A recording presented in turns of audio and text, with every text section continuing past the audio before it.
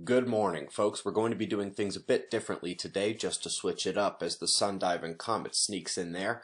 The sun has been pretty calm. The tropical systems ramping up are not at land today. We've had no large earthquakes just yet, although that is expected in the coming 2 days after a 4-day absence at larger magnitudes. There have been no flashes, no solar flares, no filament eruptions, and in fact the intensified solar wind, still enduring for a 4th day, appears to be trying to make up for all of it, driving almost a full week now of geomagnetic storm conditions, luckily at low levels. The solar wind is likely to remain intense when the next coronal hole arrives, but first we'll take the Alphen waves and IMF-driven lithospheric instability. It's an earthquake watch. The thing I want you to focus on today is this. One of the most adorable, diminutive penguin species is in big trouble. We're going to take a very long, windy road here. Due to high ice conditions, adult penguins are having to travel too far to find scarce food. Sadly, this keeps happening to Antarctica. The year after global warming proof missions got stuck in record high ice along with the ships sent to rescue them, so much ice accumulated that no penguin chicks survived in the colony. So far this year, only 2 of the chicks remain. Now here is where a bit of a divergence occurs. I'm sure you can all find the headlines about the melting ice everywhere. Well, here are the facts. Back in 2012 through 2014, there was record high ice in Antarctica. It dropped to record lows in 2016, but has already jumped back up and is having the same late season surge. This seesawing back and forth will get more extreme, much worse as the temperature and salinity cycles ham and egg off one another. Going to happen up north too, by the way, just takes a bit longer. An FYI about what swings things back and forth, the answer is El Niño, indeed. It ended the 20-year global warming pause, which I know some say didn't exist, but many, even mainstream global warming experts, wish that would just stop because it happened. It is what it is. I do wish they'd mentioned that it took the strongest El Niño on record, bigger than the 1998 event, in order to do all this and break the record high ice marks in Antarctica, but we're moving on.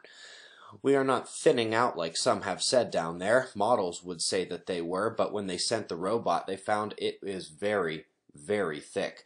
They also took a closer look at the one area of Antarctica that actually is melting and discovered the world's largest submarine volcano and significant other geothermal activity right underneath the anomalous melt. And since we saw yesterday that El Niño is over and we are tipping back the other way, it is time for the albedo effect to kick back in. And remember, folks, the greatest swing in known physics of the natural world and macro scale albedo is ice versus ocean. One reflects almost all, one sucks almost all of it in. Too much ice is how you get a runaway ice age. All it has to do is creep up to low enough latitude, and a reflection runaway takes over.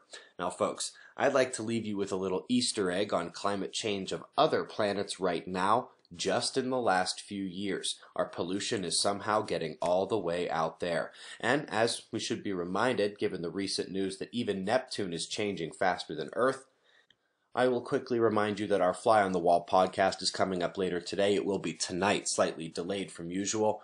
But right now, enjoy this blast from the past. I'll see you all in the morning. Eyes open, no fear. Be safe, everyone. The climate is changing. There has been a warming trend since 1880. That humans are an input on the climate system and will have an effect on it. And that pollution is one of the worst things humans do to this planet. We need major improvements there. Now let's look at where we need to refocus and make adjustments to how we understand climate change. Perhaps the single most important problem in climate change is that the entire solar system is changing fast. And trust me, our pollution isn't making its way out there. Let's run through what's happened during the time of global warming. Venus's fastest winds have increased at least 33%, which dwarfs anything seen here on Earth. Imagine tornadoes that could reach 400 miles per hour, or if Category 6 hurricanes were happening on Earth. Venus is also changing its rotation speed, spinning slower now. Despite being reported by National Geographic, this story made almost no waves in the climate change discourse. Mars warmed faster during the time Earth was warming. You want to talk weather changes? How about the disappearance of something we've seen for centuries?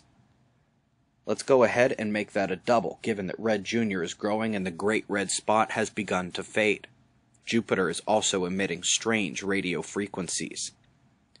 This is important. Saturn has a superstorm every 30 years at its perihelion. Its orbital time frame around the Sun is 30 years. Like clockwork, it comes and goes, but it just arrived 10 years early for the first time and was bigger than expected and lasted longer than expected. This would have been like that Category 6 hurricane hitting Florida on January 1st and lasting a whole month. Haven't seen anything close to that on Earth. Last but not least is Uranus. We actually hesitated on this one the last 2 years because its changes weren't exactly the type of climate change we were looking for, enhanced auroral activity. But then we learned of anomalous storm activity, which has been confirmed twice.